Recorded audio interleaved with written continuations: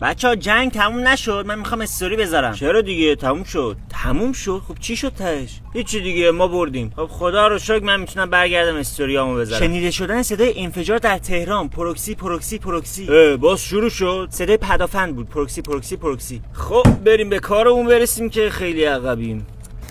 من چرا به اینترنت وصل میشم؟ مگه نمیدونی فیلتر شدی دوباره؟ من؟ چرا؟ به اتهام جاسوسی. آخه این میتونه جاسوسی بکنه؟ معلومه که میتونم. خب الان یعنی جاسوسی کردی؟ نه میگم ولی اگه بخوام میتونم. اگه چی کم دارم؟ حالا به هر حال فیلتر شده دیگه، از فیلتر شکن باید استفاده کنی. بچه‌ها من افسردگی پس از جنگ گرفتم. یه دفعه کلی یوزر اومد سمتم، بعد دوباره همه رفتن و من تنها شدم. برو اون روی سگ منو بالا نیارا. چی شده؟ با روبیکا چت می‌کردی؟ بله میگم بله، با روبیکا چت می‌کردم.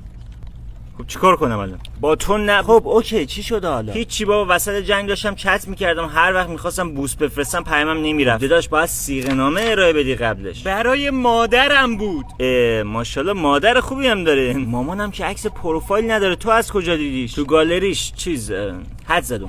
اینترنت ها قطع بود، کار و کاسبی هم خوابید، هیچی پول ندارم الان. عزیزای دلم چند بار بگم قسطاتونو پرداخت میکنین یا شهر بپا کنم؟